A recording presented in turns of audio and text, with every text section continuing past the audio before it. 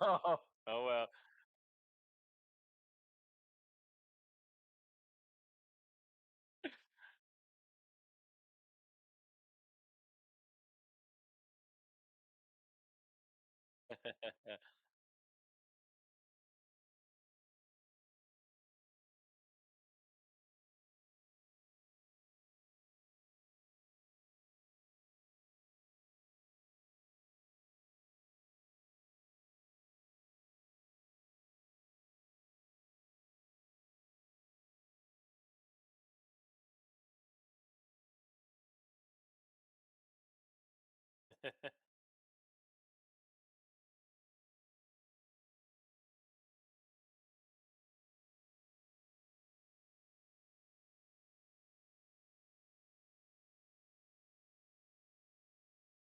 Well, first of all, I don't think people can hear you, so that's what we're getting in the chat. That David must be on mute.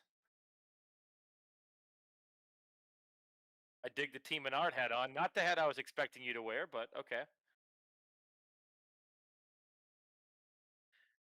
See, it all goes to shit when Kyle's not around.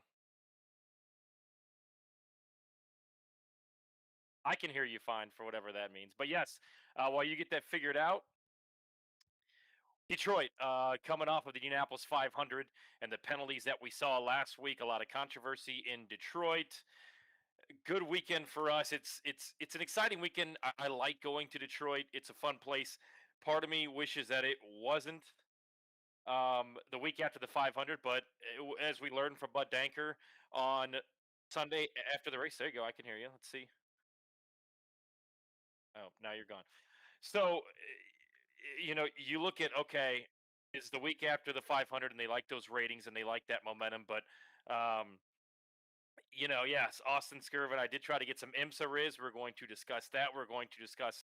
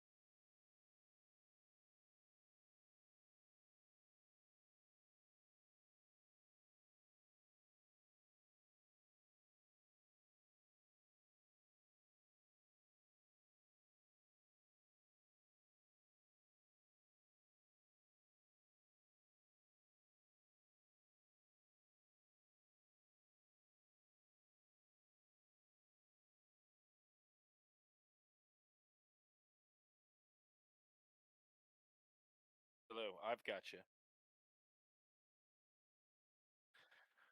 Okay. I don't know if people can hear me or not, but yeah, coming off a weekend in Detroit, Kyle Kirkwood, the Concrete King, gets another victory. Seriously, the only guy that seems to be able to knock off Alex Palou. Alex Palou, and we talked about this last week, just how difficult it is.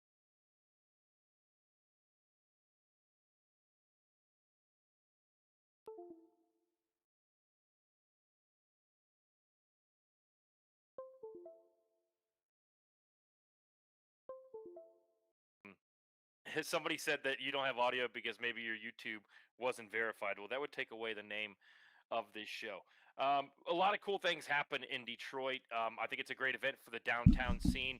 We had the IMSA race on Saturday. Dennis Hogger continues to dominate Indy next, and so much to discuss as Kyle Kirkwood picks up his second win of the season. Honda has won every race so far this year. Hey, Honda, why don't you stick around a little while? Just stick around. Things are going well for you. You won the Indianapolis 500. You've swept every race. You're more than likely going to win the championship. You got Definitely me? going to win the manufacturers Oh, championship. oh. I think they Why can hear not me. just stick around, Honda? We love having you here. We love your French toast. We love your lasagna. Stick around for a while here in IndyCar. We Hang also on, got to talk with hang on. Bud You got Denker. me? Yeah, I Okay. think I'm Yep, I live. got you. Okay, Are we back? I think I'm back. I think I'm back. I gotta lock. We gotta lock this down because this is okay. So I missed a little bit of it because my USB ports are not working. We got the reliable Blue Yeti. You're ripping Honda. Why? What is going on? What are we doing? What are we talking No, about? not not ripping Honda. Just simply saying, stick around for a while. You've swept the entire season so far. Kyle Kirkwood wins at a Chevy track over the weekend. You won the Indianapolis 500. These rumors of you going away, you may as well stay around for a while because things are 100% going Honda's way right now. Well, I would. So there's a couple of things about that. I mean, I guess are we going straight, dude, bro? Like, is this where we're Let's going? go straight to it. Uh Then we'll go to Detroit. Yes, okay. straight dude, bro. Straight dude, bro. By the way, hi everybody. This has been a hectic. This is a hectic time for Mr. Land. I am flying to France tomorrow, and I'm going to be out of the country for a couple of weeks. Kyle is on assignment. Kyle will be back, kind of in my place. It'll be Kyle and Tony for the rest of it. So the question of Honda. So I think one of the biggest things that came out this week that I think kind of got swept under the rug a little bit was the fact that I believe it was Marshall Pruitt had an article quoting Doug Bowles that said the independent sporting counselor, or whatever the hell we're calling this new thing that's going to officiate IndyCar races, is moving up to 2026. My understanding is that was crucially important for Honda to stay. So the fact that that's happening in 2026, the fact that Honda won the first hybrid Indy 500, Honda hasn't been beaten this year. NASCAR's talking about increasing horsepower all of a sudden again. Wonder why that is. There's a lot of things that, at least in this kind of circle of information, seem to be lining up with Honda staying. Are they going to stay? I don't know. I also like the French toast a whole lot. I would like them to stay.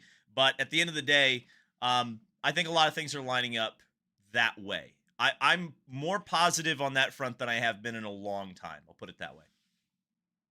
Yeah, and there were talks the week going into the Indianapolis 500, probably 2 weeks ago today, that from Honda met with the upper brass from Penske at a location near the West Coast to discuss the future of Honda in the sport and what it looked like. Obviously, this came 48 hours after Penske was moved to the back of the field with the 2 and the 12 cars. Then we see over this weekend, Santino Ferrucci finishes second, played the strategy card right, and his car was overweight without him in it, but underweight with him in it, which was very confusing, I thought, to a lot of fans. And which I think the last time that happened, David, correct me if I'm wrong, was when Alexander Rossi won here at the road course, and they let him keep the win, but was I believe fined and taken points away. So while we're doing Dude Bro, what was your consensus on what we learned about Santino Ferrucci yesterday? Yeah, so that was a bit interesting because I had actually got caught wind pretty early that there was some penalties coming down. In fact, my source said disqualifications, which made me go, "Oh, I need to search this out." So I did. Unfortunately, a lot of the IndyCar employees had left at that point, so maybe they left for good reason. But I went down into the paddock to see if anything was going on. There was one hauler left. That was not the hauler that got penalized, thank God. Shout out Kiff Dog. But I'll put it this way. So it's curious to see a penalty come down that has not resulted in a grid drop or a result drop. That has been the standard since, in very recent history, that has been the standard. Although there is precedent for a penalty like this, as you mentioned, with Alexander Rossi in the win in the fall Grand Prix race at Indianapolis. So if they didn't take the win away from Rossi then, for this level of penalty, you probably shouldn't take the second place away from Santino Ferrucci. Now, from the political backroom standpoint, is AJ Foyt Racing a team that's affiliated with Team Penske? Would some of those, people who have been the loudest complainers in IndyCar want to see a harsher penalty? Sure. But I think this particular issue, as kind of mentioned by the AJ Foyt statement that came out, it was an oversight. It wasn't necessarily anything that they were trying. There was no real intention to cheat. And quite honestly, 2 pounds, like, you wouldn't notice that if you lost 2 pounds. You know what I mean? So yes, it was a performance advantage. How much of a performance advantage? Probably not all that much. Of course, then you would get into the question of the attenuators if we really want to go down that road, but we won't. And it also kind of emphasizes the point of how important the Indy 500 is, because imagine if a car had been 2 pounds underweight at the Indy 500. Probably you're going to get a harsher penalty, wouldn't you? Yeah, a couple things to this for me is, how long has all of this been going on? Is Rocket and Race Control really starting to crack down because some of these things have now seeped through the gaps? How much did some of these things, maybe under other people that were in charge of the sport, were maybe brushed to the side? In my real question about all this, David, I would love your opinion on it. Is just why these things that Penske and what I feel Marcus Ericsson's crew did and Kyle Kirkwood's crew did and Ferrucci, it can't give you that much of an advantage. And all it is doing is taking away results from you. The way Ferrucci played the strategy to finish second, the way Ericsson played the strategy to finish second at the Indianapolis 500, I get pushing the envelope. I get trying to get better and try to maybe um, find an advantage because of the hybrid and because Alex Flow's dominance. But it just seems like these things that have been going on aren't enough to even do. You know what I'm saying? Like, why do it? Is it really giving you that much of an advantage? Well, right. And I think I think it's just an attitude change, Tony. And I think there's a new sheriff in town with Doug Bowles. There's a recommitment to the integrity of the sport, even more so than there was with the previous administration. I think that ultimately and the further we get on from it, and the more time passes and the more things we learn and find out, it sure seems to me that St. Pete 2024 is one of the most significant IndyCar races that has ever happened ever, because I think we're still seeing the ramifications of it. I think that much of the paddock felt that even though Penske received an unprecedented penalty and was thrown out of the race, the two cars they found to have used the push to pass to gain an advantage, I think there was a lot of the paddock that felt and still feels that was not penalized harshly enough. And now you're seeing the correction to that. You're seeing way more scrutiny than there has been in the past. For right or for wrong, that's what's happening. And like I said on last week's show, especially knowing now that they are executing this independent sporting council in 2026, they are setting the tone now. That is the directive. That is the edict from IndyCar. There is a culture change, and it's not going to be a culture change that's just going to come with the independent sporting council. It's here now. The integrity of the sport is it most important priority number one now, and that's the message you need to be sending to the teams and the partners of this series. So, what has everything been handled completely perfectly? Absolutely not. Do I think that doing NASCAR style scanners at the racetrack is a bit overkill? Absolutely. But if that's what it takes to keep all of the important partners involved in IndyCar, keep them invested, and keep them coming back and competing, then I suppose that's what needs to happen. And so, yeah, if you're 2 pounds underweight right now, you're going to lose your points and your prize money. And I'm kind of surprised that they didn't just DQ him, given the current, harshness of the penalties. I'm kind of glad that they didn't, because I don't think everything should be a DQ, because then you get into a real slippery slope. But I don't think and I'll say this, Tony, to your final point, is I don't think teams are necessarily doing this to beat Alex Palou. I think these things that have been on the race cars have been on them for a very long time, as evidenced by the blended attenuators at last year's Indy 500, right?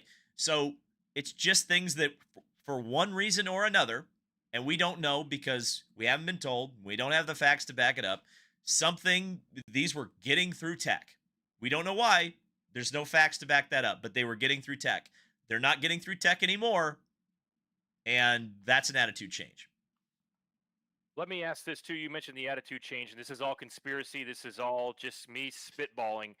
Were these things, as we mentioned? Look, I don't think we ever really got an explanation on why Jay Fry was let go. Could this be something that things were being swept under the rug, and teams finally said enough is enough? I don't think the teams had anything to do with Jay Fry getting fired. He wouldn't have been hired by a team. if the teams had a Yeah. problem with Jay Yeah. Fry. Yeah. That was a Roger decision. Now, what's interesting is Yeah. that I would even argue, based on what I'm seeing, now maybe again, I was not in the back rooms, right? I was not in the meetings, but everything that you've heard about the Jay Fry firing is that he was pushing back really hard on a lot of the things that the upper Penske management was willing to do or wanting to do, or maybe not wanting Jay to do. And for whatever reason, that rubbed them the wrong way, and that's ultimately what ended Jay Fry's tenure at IndyCar. But it almost seems like Doug Bowles is doing much of, if not more of, the same thing, pushing back against a lot of the way things have been under the Penske era, the Penske organization. And he's, for now, getting away with doing it. And I guess he built up that credibility. I don't guess. I know he built up that credibility, bringing the Indy 500 out of 2020 and to a sellout this year. Like, a lot of that credit goes to Doug Bowles. So maybe he just has the rope that Jay Fry didn't.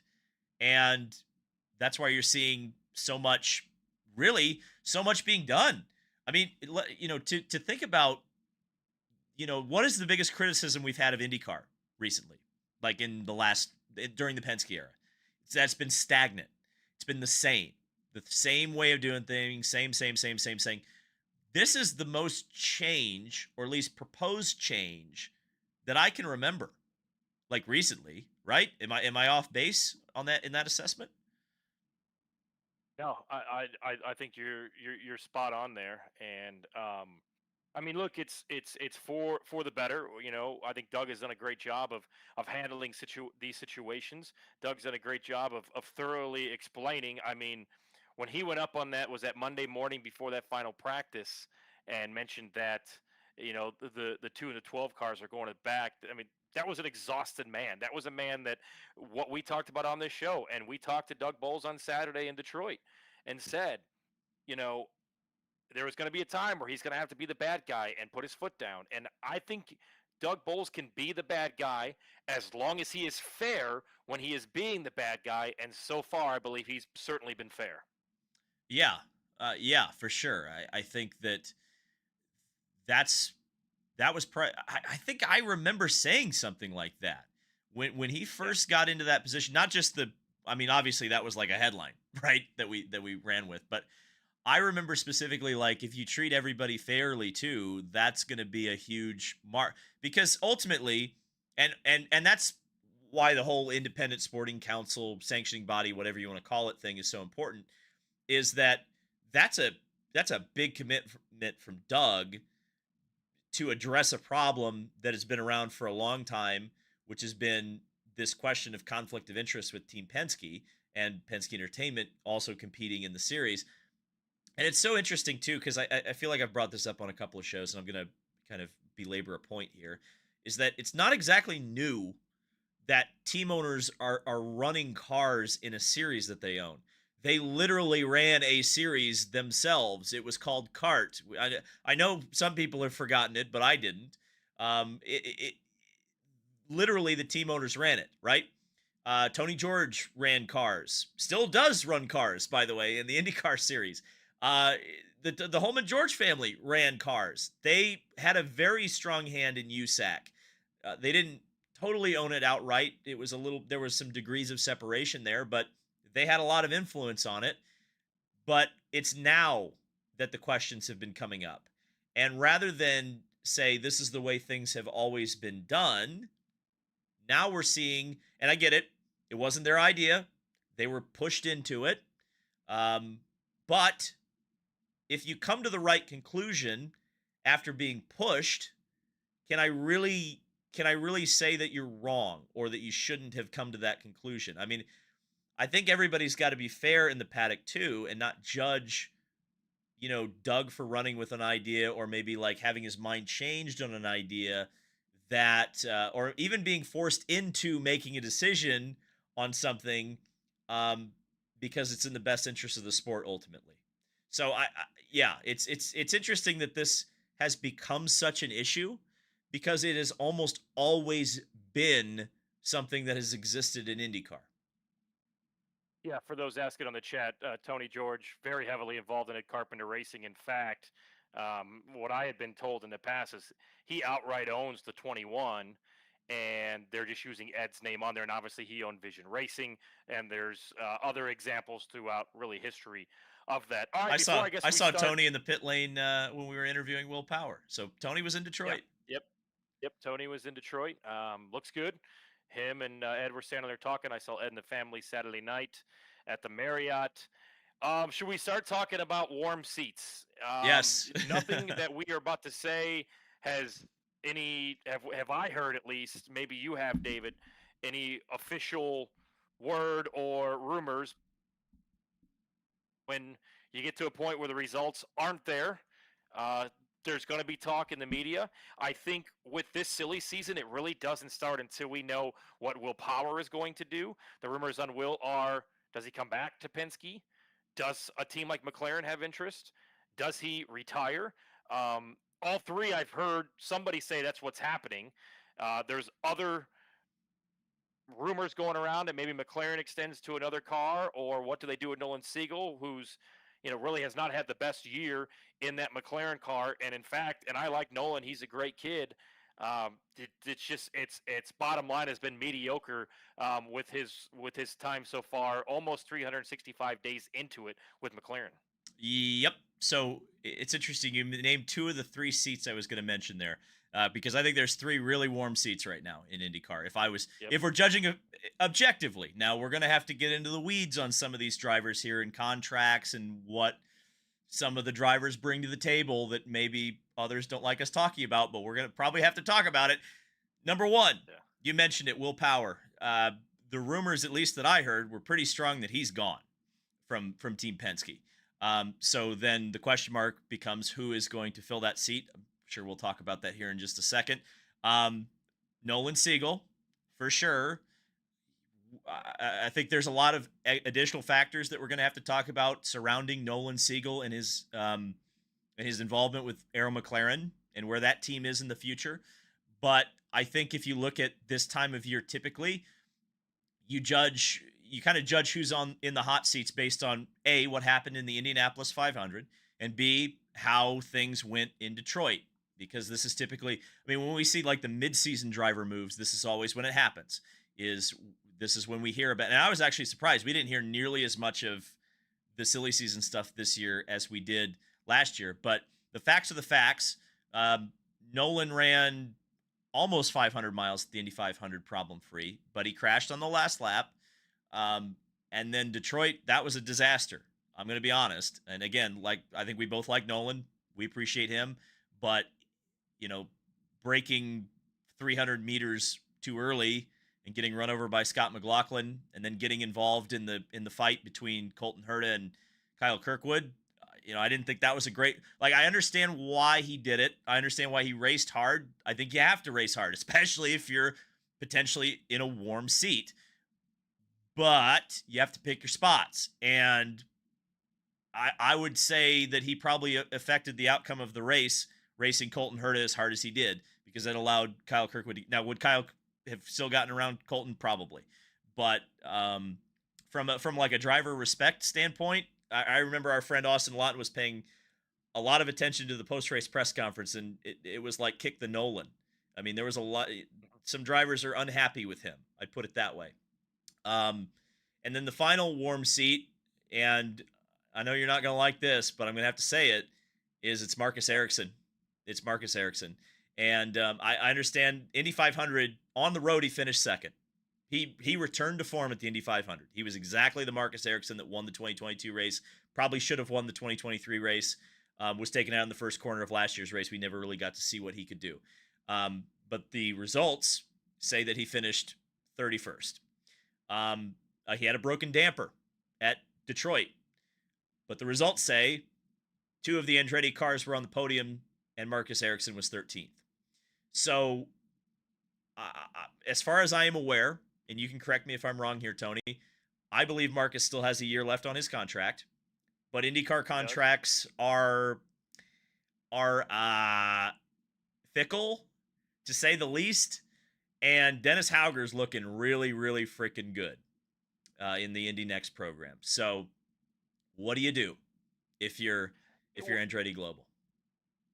I look at Andretti Global, and there were rumors in the offseason. I haven't heard these rumors kind of gain any more momentum that there was a chance that Chevy and Andretti would connect, which we've talked about. Obviously, makes sense with the Cadillac connection on the Formula One side.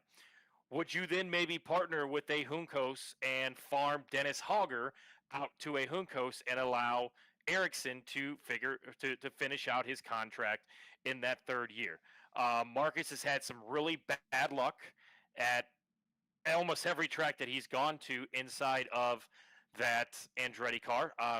He's made some mental mistakes. We go back to qualifying last year where he ended up on the last row. We go back to obviously the dampers this past week. He's been taken out of a few races. But like you said, the results say that there were 2 podium finishers for Andretti Global and 1 car that was 13th.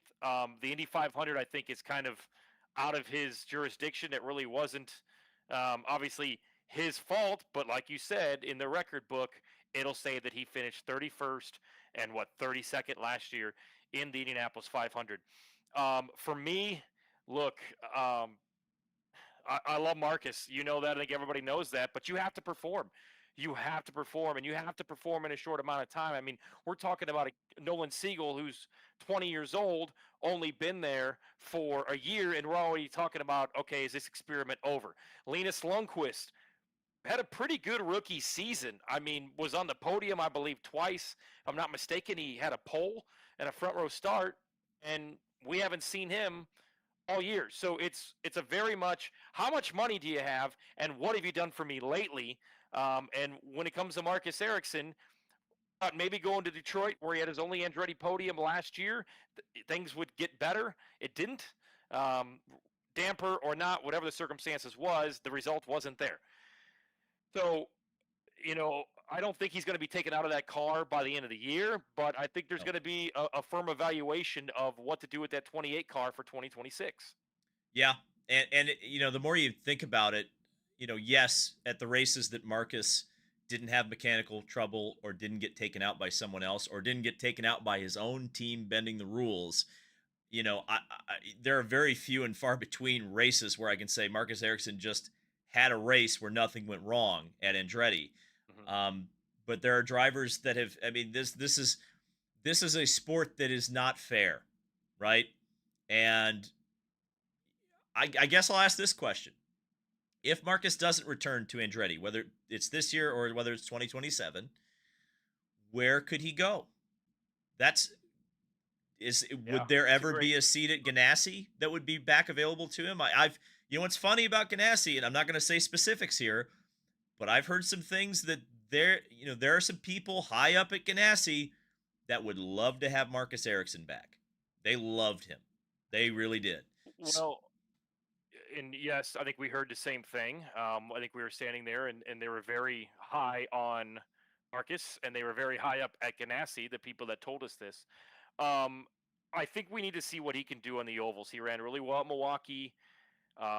Colton and Kirkwood maybe aren't as good as the ovals, although Colton did win at Nashville last year.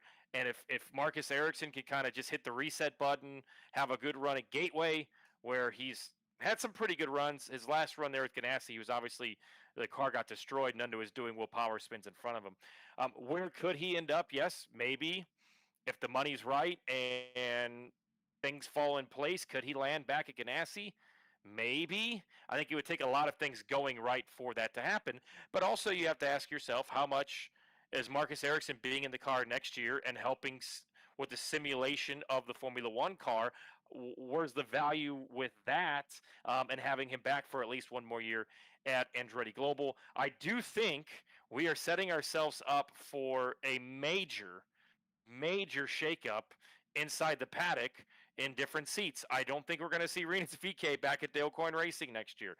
What does Meyer Shank do? Felix Rosenqvist, they've liked. He's done a good job. But you want to talk about somebody that the results also haven't been there. Felix, Marcus Armstrong, good run this past weekend. He seemed to benefit a little bit from this Ganassi connection that they have, but what can he do on ovals? Humco's Hollinger Racing is always a question because they're always looking for as much money as they can get. Foyt, if Power leaves, is Malukas going to go to the 12 car? Does that leave the 4 car open? Does that leave the 4 car open to go get a Marcus Ericsson? Or do you feel that Miles Rowe is ready to be brought up to IndyCar next year? And I always thought that the benchmark of moving up an Indy Next driver was you gotta have a race win. Obviously, that was proven wrong for the first time last year with Nolan and Kiffin Simpson.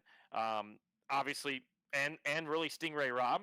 The, what do those three have in common? They bring a lot of money to the table, which allows that said team to go pay another driver. So what's the scenario look like that? Dennis Hogger, what do you do with him?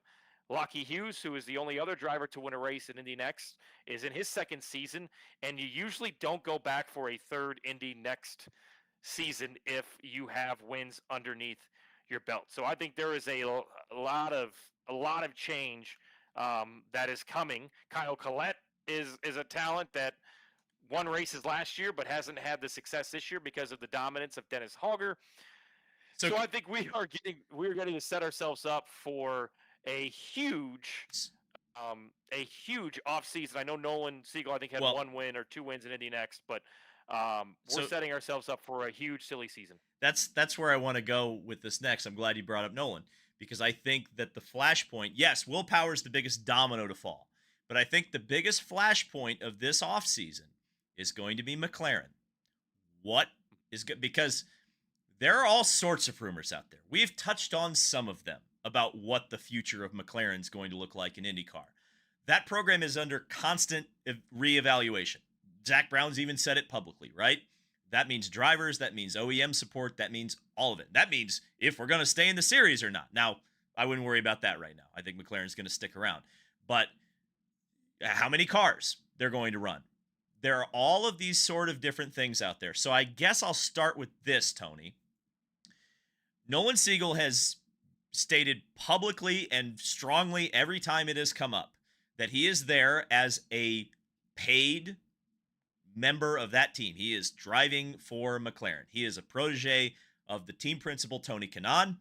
Now, you and I both know that the paddock talks, and the paddock says that even if he's not bringing money right now, he's there to bring money if they need it. Now, do I necessarily believe all of those things? Because ultimately, what happens when money gets involved? Sour grapes get involved, and people say all sorts of things, whether they're true or not. So let's try to cut through some of the crap on Nolan Siegel. If he is a project, where is that project right now, and how long is McLaren willing to wait on him to flourish? And if not, if the paddock is right, all the cynical people in the paddock are right, and he's there to start paying for some reason or for somebody to sign, who is that person, or what is that purpose of Nolan Siegel staying on the team? I guess that's where I am with McLaren right now, and the status and the future of Nolan Siegel. Yeah, I know it's been a short time in McLaren's IndyCar stint, but have we ever really heard of them having a project driver and somebody that they were willing to bring up? I think maybe Nolan didn't have to pay for last year because maybe they already had the funding for that car, but I would be stunned. I mean, stunned if he didn't bring any kind of money for the 2025 season. You know, I know Tony Kanaan has gone to bat, and this is his project, and Nolan Siegel. I totally get that. We saw signs of Teo Pourchaire last year run good in this car, and you and I were on the grid talking to him before the Indianapolis 500, and he was discussing that he wants to get back to IndyCar, and Simon Pagenaud wants to help him get back to IndyCar.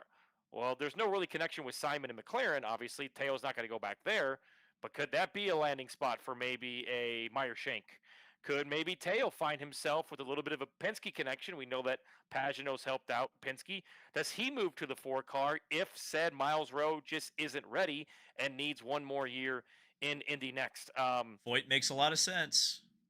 Foyt makes a lot of sense. If that was the way that they would go, obviously Teo has not driven on an oval. I think he did have a test. He passed his rookie test. Yep, passed his rookie test at Gateway. But I again, I think we are in for big time shakeups here this offseason. Yes. Okay. You didn't answer very much about Nolan. You kind of dodged that one, but that's okay. I guess. I think I think he is bringing a check, but you know, Okay. So there is so a if he's rumor. if Okay, he's bringing, hold on. okay. There is a rumor that somebody else that is not a driver could be moving over to be a part of that team that has a check, which could A, allow them to run another car outside of the leader circle money, or B, could take that gap of not having Nolan in the car and could fill that gap financially. Okay, there you go. That was not quite where I was going with that, but that's okay. You put that out there. That's Okay. it's all right. So yes, that I think is interesting. Is that I do believe, my opinion, based on some things that I've heard, is that I think there's one seat available at McLaren. Now, I guess the question would be, if Nolan stays, if it is a fourth car, we are now testing the charter system, because at least it's been explained to me two different ways, and I still don't know exactly what the actual answer is here.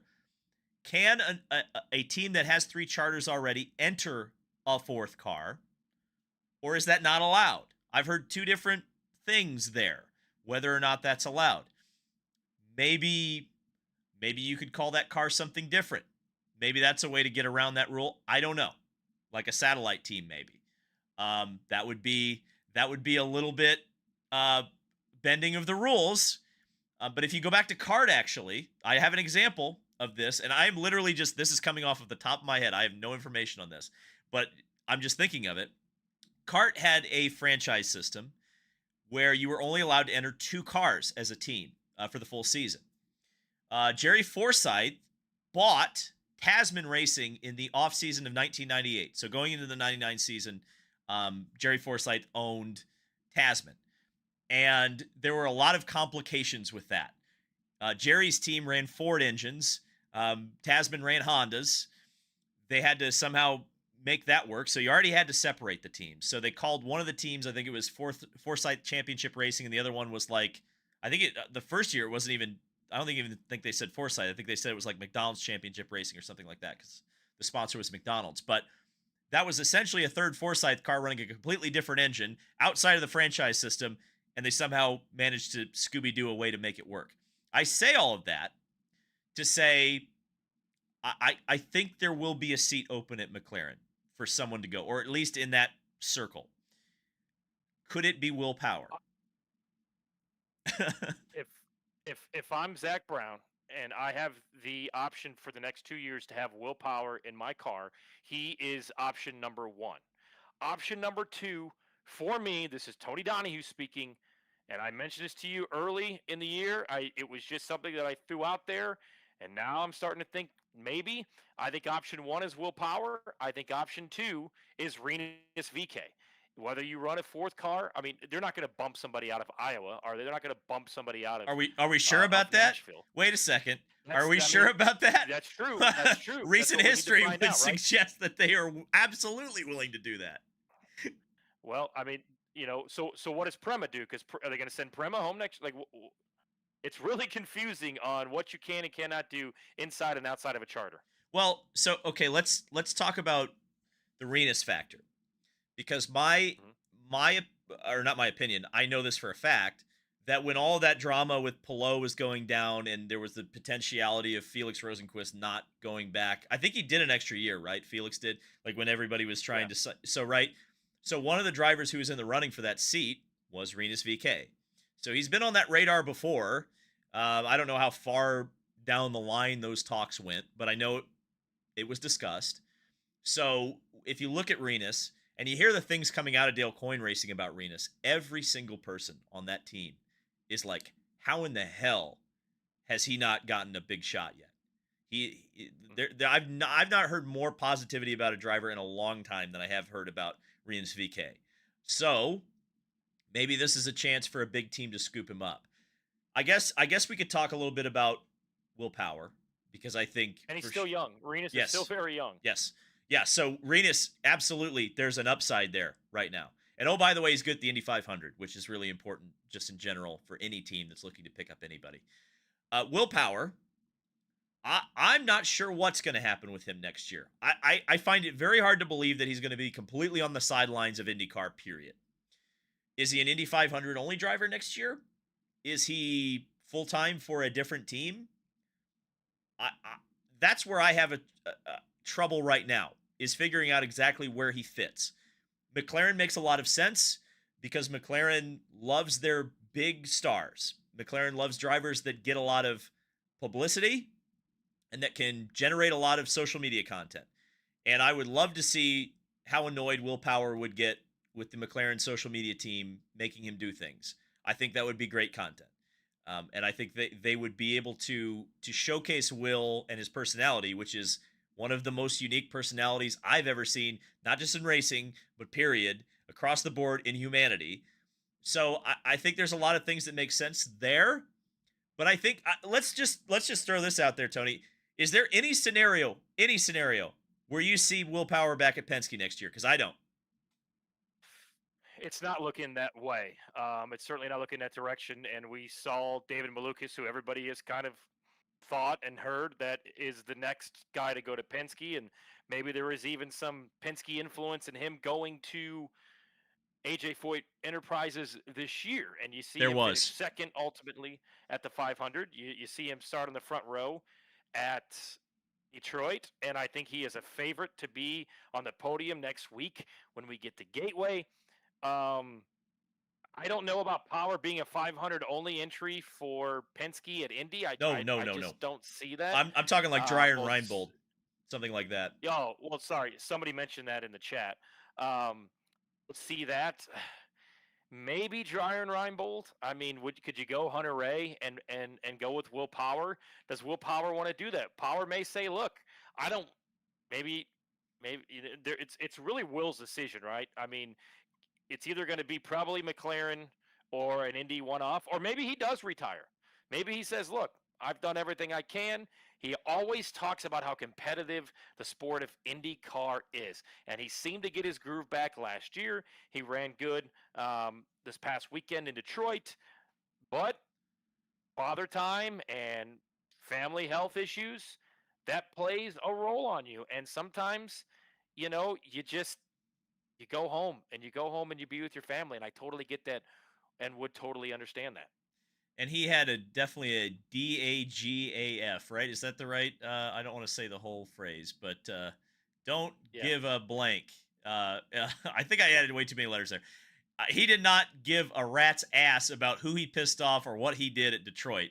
That was a Will Power completely unleashed.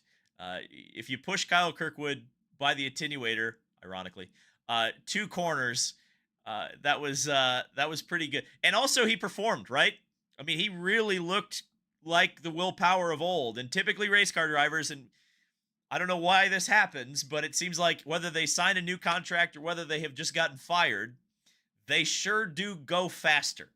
And boy, oh boy, did Will kind of look like the scrappy Will Power of old at Detroit. So I don't know. I mean, we'll see what happens with Will. I think it's, to the point we made earlier, it's the biggest domino to fall. I don't think it's going to be the biggest change of the offseason because, of course, that is just one seat at Penske. And we've got a pretty good idea who's on the short list for that.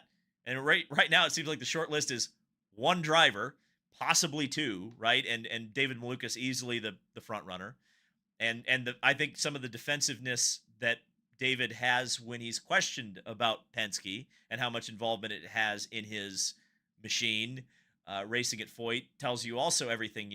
It's funny, Tony, so much of this is what's unsaid or what people don't say, the words they don't use, or the phrases that they get defensive about. And so anytime the Penske thing's brought up with Malukas, it's kind of a tell. But I think that McLaren ultimately could be, as they always are, it seems, could be like the big change in the offseason. Yeah, a couple other things. Yeah, Lockie Hughes' first season in Indy next could come back for a second. I know that that's not his plan. He's interested in finding a seat in IndyCar. This would not be because Will Power doesn't have the results. And I don't know about him running the Indianapolis 500 because that hasn't been his best track. And really, somebody mentioned it, and it was a great point. Hasn't really all been that great at the Indianapolis 500 over the last couple of years. Yeah, you had the No. front row start last year. But there comes a time, and we saw it with Elio, and Elio went on to win the Indianapolis 500 for another team after running, what, 500s as a one-off or an Indy-only entry. I think he ran the road course as well. But there's a reason why Will Power has hired an agency, has Oriol Servia kind of in his corner discussing things, maybe behind the scenes. I think the old adjective has been with any Penske driver, or as you just mentioned, David Malukas, any driver who could be connected or linked to Penske, is to not talk about those things in public. But we're going to start hearing. Usually it's Gateway, which is a little bit later. I know August 1st seems to always be a day that we start hearing things as well, but I do think the rumors are going to heat up over the next couple of weeks, and we'll be here to cover it for you on Unverified. All right, well, we did have a race. Yeah, we Kyle should talk about Kirkwood, that. King of the streets. An interesting weekend, as you mentioned. Will Power giving the old chrome horn to Kirkwood, and Kirkwood ended up fastest in that session, so there was really no beef there, which I'll be honest with you, I was in Power's pit. He was laughing about it. I kind of wanted to see, some fisticuffs or at least some yelling, but they got it all sorted out. Colton Herta qualifies on pole, finishes third. Kind of a hectic, chaotic race, as I think we all predicted going into it. Ray Hall, not a good weekend. Bad stop. That's an understatement. With the nut. Yeah, with the nut for Ray Hall. Devlin has a tire fly off, and then the suspension breaks in one of the scarier accidents you'll see on a street course. Foster loses it, bounces it off the wall, had no control of the race car, smashes into Felix. Felix comes over the radio and says, "I can't feel my effing leg."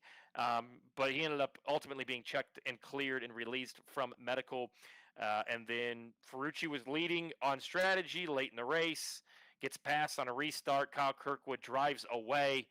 All Honda all year. The only driver that's been able to beat Palou, and Palou got dumped by David Malukas, which we talked about it on the show last week. And I'm a stats guy. It's hard for the Indianapolis 500 winner to go to Detroit and have a good weekend and put together a podium-style type weekend. We don't see that often.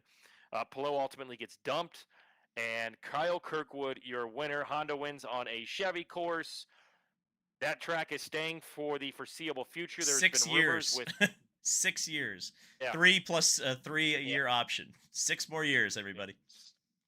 Yep. So GM is moving from the Ren Center, and there's a new hotel being built in downtown Detroit, around that area. Detroit is actually hosting the Final Four, so there are going to be more hotel rooms for fans to be able to use. And that street course, Pato O'Ward went off when I asked him, about the track on Sunday. I know you had it on your video. I had it on social media. Called it Mickey Mouse. Said he hates it. Said it sucks. But Bud Danker pretty much said, we're not changing it. The manhole covers, the corners, it is how it is. If you don't like it, learn to drive it, be better at it. Pato did have a good weekend. It's not going to move away from the race right after the Indianapolis 500 anytime soon. So what we have in Detroit is what we have in Detroit, and Kyle Kirkwood gets it done on Sunday. So I'm going to take my lashing here because otherwise Kyle will never let me live it down. So I'm just going to take it. You mentioned a good Honda weekend. That also means it was a good Acura weekend. And the 93 Acura won a spectacular race in IMSA. I will say, I thought the IMSA race was just excellent. And for a 100-minute one-stop race, you don't really expect that. You expect it's going to be pretty straightforward. But the 7 Penske Porsche and the number 10 Wayne Taylor Racing Cadillac overcut the whole field, got in front, and I'm sitting there flat, dumb, and happy thinking, I look smart on Unverified. And then old Renger van der Zande drove it through the field. A really spectacular race win, but a double dose of Honda in the Chevy backyard. Very interesting there. Let's talk a little bit about Detroit. I guess I will say a few things past just the IMSA race, although I do want to hear your thoughts on the IMSA race here in a second, because I think you've probably got a few. I think that Kyle Kirkwood thankfully made me look really smart because I did think Kyle was going to have a good weekend. He had a great weekend. When you qualify third, and I made this point to him in the press conference, when you qualify third with a broken toe link, you've got some pace on everybody. The NTT predictor was wrong again. Shocker. Poor Colton Herta got smacked by that. I don't know why in the hell you would pick the pole sitter at Detroit. That just doesn't seem like that's ever going to work. Maybe did Pelot have the pole the first year? Yes, I believe so, because I think Okay. he started first and second on both of those. Okay, so there's like a little bit of historical data to back that up, but it's also Alex Pelot. So unless Alex Pelot's starting on the pole, why would you Yeah. pick him? I thought the race. So here's, and we'll talk about Pato here in a second because Pato has been a quote machine for like the last 2 months. It's been great. Keep doing it, Pato. We appreciate that. But Pato started the week by ripping the hybrid and finished the week by ripping Detroit. Kyle picked him to win, by the way. Kyle also loves the Detroit street circuit, so his pick to win ripped the track. So I'm going to take a little bit of solace in that victory, as hollow as it may be for me. But I think that to me, I think the hybrid actually helped this race, and let me explain why. This was the most chaotic race of last year. The hybrid has kind of the hybrid is decaf IndyCar. I'm gonna say that like we've had like high caffeine like Red Bull IndyCar the past couple of years. Maybe not high caffeine. I'm gonna say like Coca-Cola, right? Just like a little bit of a caffeine buzz, right? But we've taken the caffeine out of it. It's just a sugary beverage now. It's still sweet, still tastes good at times, but it's a little boring. Splenda? Yeah, there might be a little bit of Splenda in there.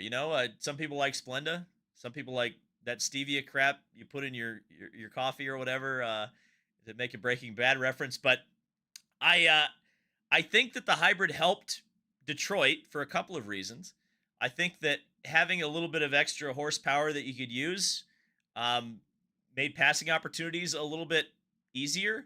I think the heavier cars being harder to drive made it a more exciting race. But I also think the fact that the hybrid encourages a little bit more restraint actually made Detroit a legitimate auto race this year. Now, is the juice worth the squeeze in terms of the racing product? Where we fixed Detroit, but we ruined every other road and street course race. I don't know about that, but I think in this specific case, the hybrid probably helped. And yeah, I think that it was a good race. I thought it was an entertaining race. Was there a little bit of nonsense and tomfoolery? Yes. But the only red flag was brought out for a pretty legitimate reason with a really scary crash. And quite honestly, there was a lot of ways that could have gone really, really bad with Louis Foster's having his suspension break where it did and in the way that it did. And the fact that he hit Felix pretty square, didn't go over the back of him. XYZ. He hit it. Here's the other thing about the Louis Foster crash that the more times I watch it, the more I realize he hit a crossover gate. Like he was a foot or two away from really hitting at a bad angle. Really hitting at a bad angle. So I'm very pleased that both of those boys are okay. But I think just in general, like Kyle Kirkwood driving through the field, having a little bit of different strategy brought on by the yellows. I thought it was pretty entertaining. And I guess that brings us to the Pato O'Ward quote machine where, he let it rip. He let it freaking rip. And by the way, I will say this before I say this about Pato O'Ward. Huge crowd around Pato O'Ward and Arrow McLaren this weekend. Holy God. They had to invite us like kind of into the McLaren team area to get that interview. And I'm turning around, I'm going, this is Formula One. So you can talk about Adrian Fernandez all you want, but Pato's the biggest deal in IndyCar right now, whether you like it or not. And I think they're beginning to like it. But, Pato let it rip about the track. Got way more spicy than I thought he would. Said a lot of things. There was definitely a point where he realized he had to glaze Chevy a little bit because he was probably going to get an angry phone call because I believe he said the track sucked and then congratulated Honda before he congratulated Chevy. So, there was a few faux pas in there, but we like that. As the media, we like it when the drivers say spicy things. And by the way, I should give credit to not only Pato, but guys like Colton and guys like Kirkwood and guys like Ferrucci, because I think all of the drivers, even though they didn't say quite as spicy things as Pato did, they've all really, I think, been open, a lot more open this year than they have been in the past, willing to tell it like it is. And Pato's just kind of the ultimate example of that. So I agree with Pato. I would have really agreed with him last year, but I agree with Pato. I think there are changes that need to be made to Detroit, but obviously, as Bud Denker said, they ain't coming. Yeah, and they're not. But I think maybe some compromise should be there of if there are multiple drivers telling the media, telling us, and people that they trust the around the paddock that hey, things need to be changed. Maybe there's something to be looked at. A lot of points to get into from that. I thought the Detroit crowd was great. I saw a lot of IndyCar shirts. St. Pete, there used to be a lot of F1 shirts, and now there's a lot of IndyCar shirts. You got 1 million viewers, which I think you take and you run, even though I think it could have been higher.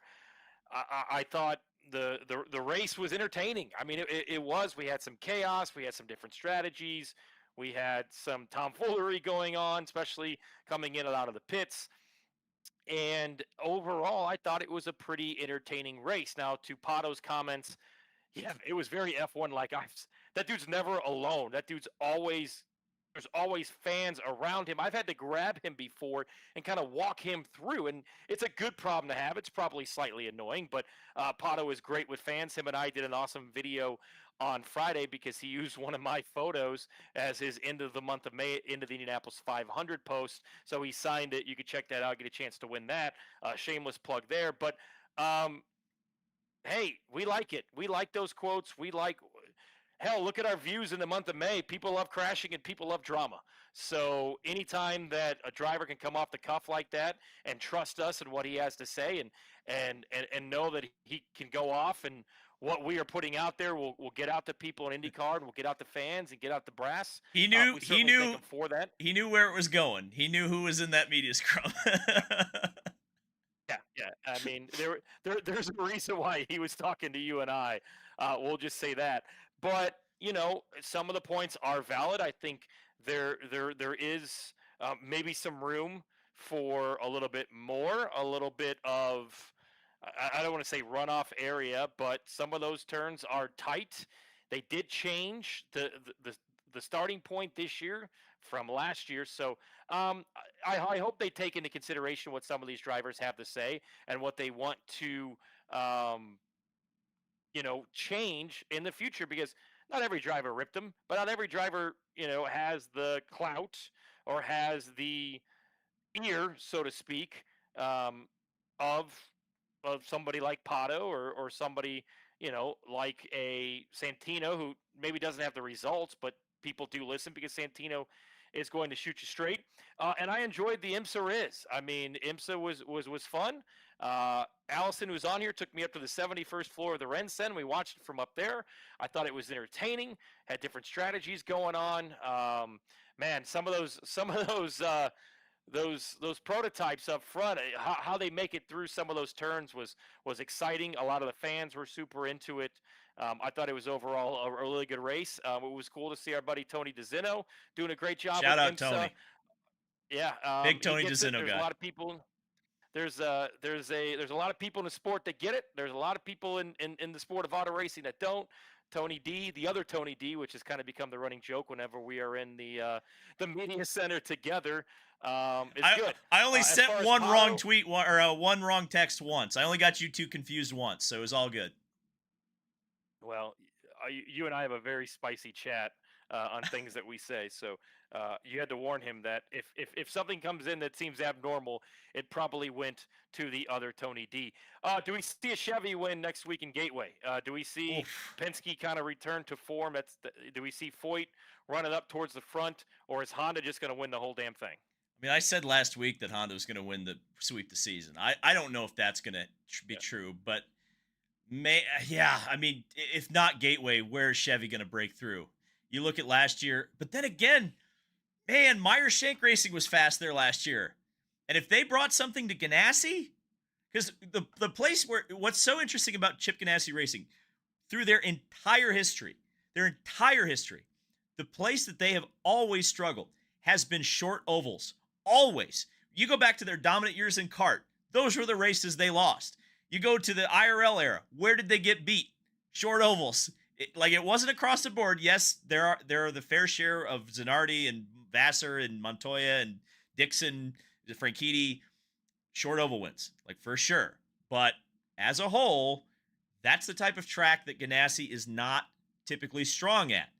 So then that might take a Palou out. It might take a Dixon out, although there's obviously always the fuel strategy angle that those two could employ. Hey, maybe we get some Kiff Dog supremacy. Maybe this top 5 is going to get him on his confidence arc, and he's going to blow the field away at Gateway. We don't know. But I think if you look at the pace that David Malukas brought to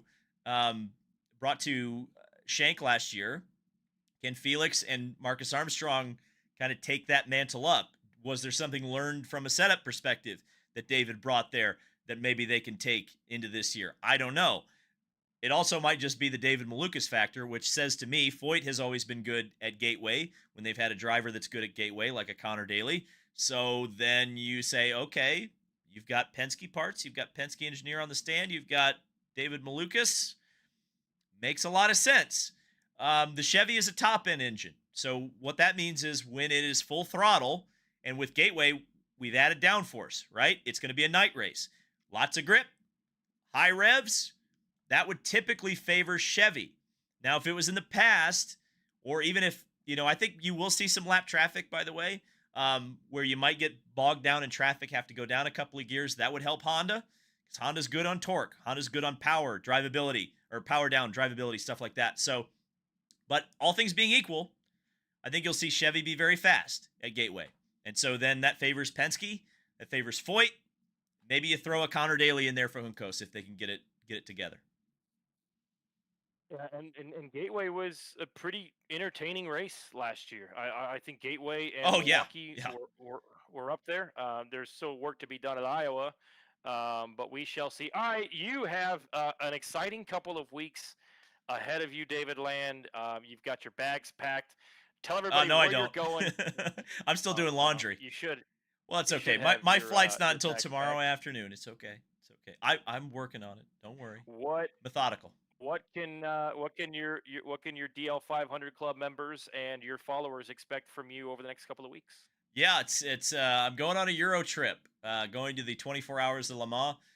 My second time there. I went in 2023 for the 100th anniversary of the race. Loved it so much. I had such FOMO last year not being at Le Mans that my friends and I have put together a bit of a trip. It's going to be a lot of fun.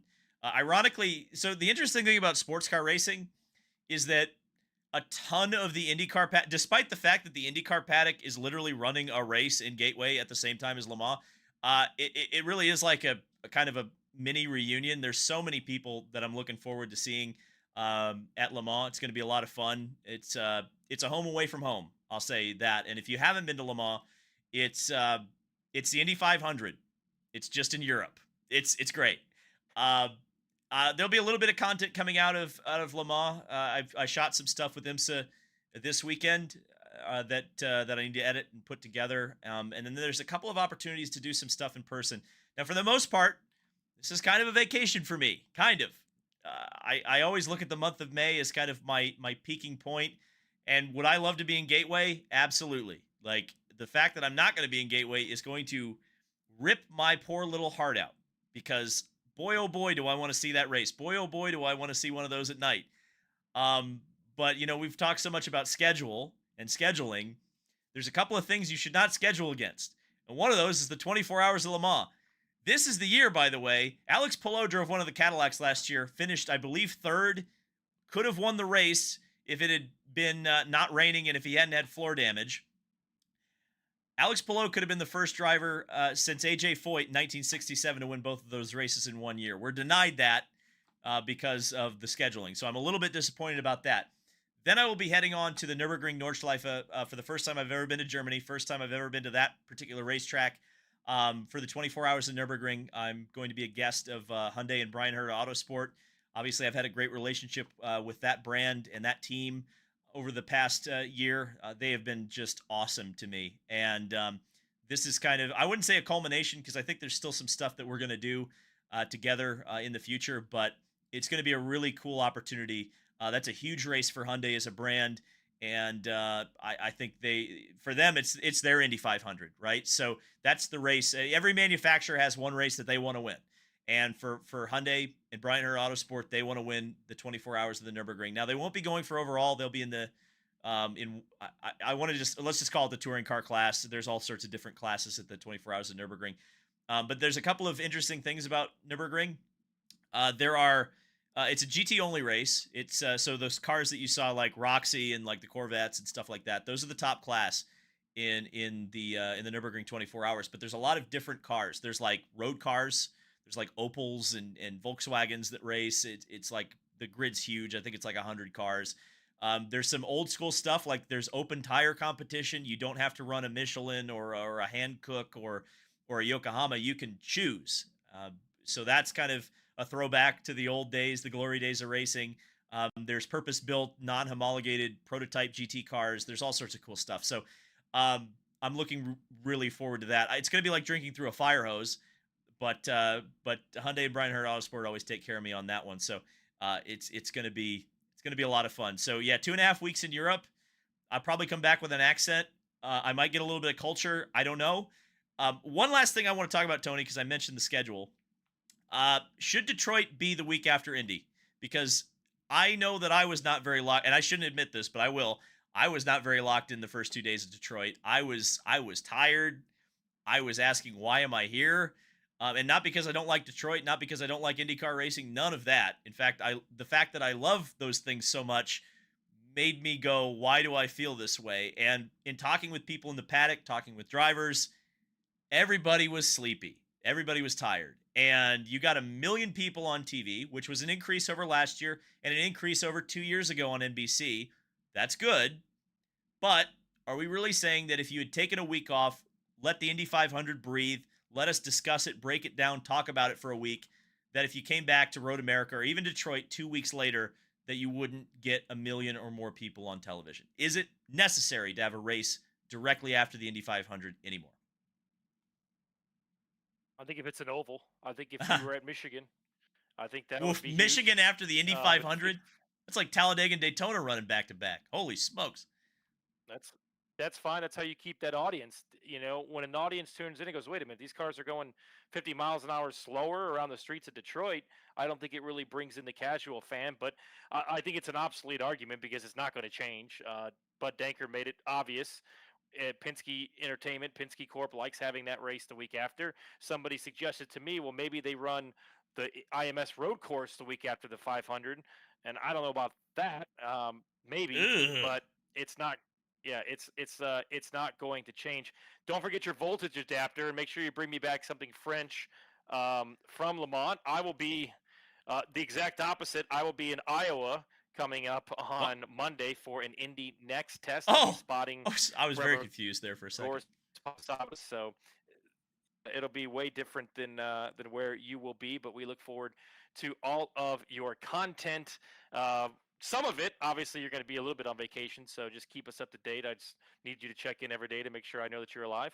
And we'll keep it rolling. It'll be Kyle and I next week. We'll be heading into an IndyCar race weekend, and maybe we'll have you text us some updates of how your trip is going. For David, for Kyle, our friends at the shop, use Unverified 15. They've got Pacer gear. They've got Indy 500 gear. Pacers heading to the NBA Finals. Huge. An exciting time here in Indianapolis. Can't wait for it. Share the show, like it, follow, subscribe. We appreciate your interactions. Sorry about the snafu to start, but we are here every Tuesday. Next week we'll be back 8 o'clock. David, we'll see you in a couple of weeks. Safe travels to you, and thank you for watching Unverified. Don't worry, you guys won't miss me all that much, and I won't be that invisible. Trust me. You guys will know what's going on. See ya.